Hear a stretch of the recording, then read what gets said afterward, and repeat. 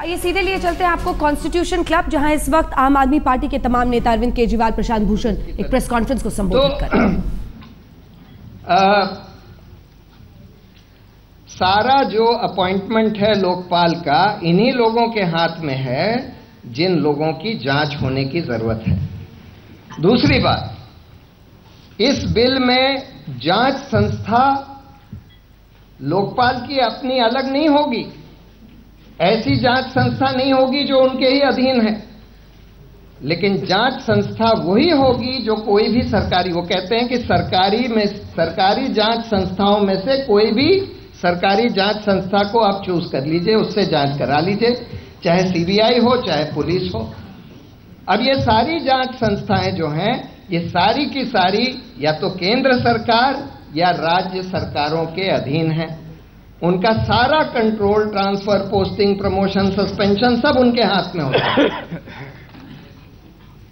सिर्फ जो select committee की रिकमेंडेशन है उसमें यह कहा गया कि अगर लोकपाल सीबीआई से कुछ इन्वेस्टिगेशन करवाता है तो उस समय जो अफसर उस इन्वेस्टिगेशन के लिए सुपरिंटेंडेंस जो होगा वो लोकपाल का होगा। अब इसका क्या मतलब है? क्या इससे क्या कुछ स्थिति बदल जाएगी? आज भी सीबीआई का सुपरिंटेंडेंस सीवीसी के हाथ में है, लेकिन उसके बावजूद भी सुपरिंटेंडेंस के आधार पर सीवीसी सीबीआई का कोई इन्वेस्टिगेशन इन्फ्लुएंस नहीं कर पा रहा है। और सीबीआई वही करती है जो सरकार चाहती है। अनलेस की कोर्ट मॉनिटर्ड इन्वेस्टिगेशन होता है तब थोड़ा सा डर होता है इन लोगों को, तब फिर कभी कभी ईमानदारी से काम हो पाता है।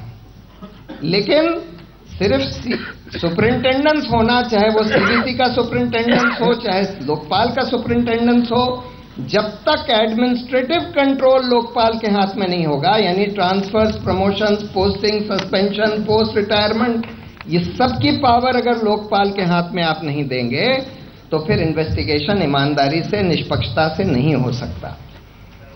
और इन दो बड़ी खामियों के साथ ये लोकपाल को ये नहीं माना जा सकता कि आप एक स्वतंत्र निष्पक्ष संस्था बना रहे हैं जो ईमानदारी से इन लोगों का, सबका भ्रष्टाचार का इन्वेस्टिगेशन कर सके। उसके अलावा आपको याद है कि जब अन्ना ने अनशन किया था रामलीला मैदान में, तो अनशन तोड़ने के लिए उन लोगों ने अन्ना की 3 शर्तें पार्लियामेंट में यूनैनिमसली सारी पार्टियों ने मंजूर करी थी। रेजोल्यूशन पास करके प्रधानमंत्री ने चिट्ठी लिखी थी।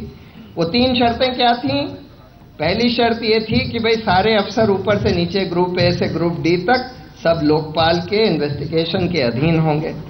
दूसरी शर्त ये थी कि सिटीजन्स चार्टर, जिसमें कि हर सरकारी संस्था को ये बताना पड़ेगा कि कितने दिन में वो जनता की सवालों का या जनता की एप्लीकेशन का निवारण करेंगे, और अगर नहीं करें तो उनको दंड देने की पावर वो भी लोकपाल के पास होगी।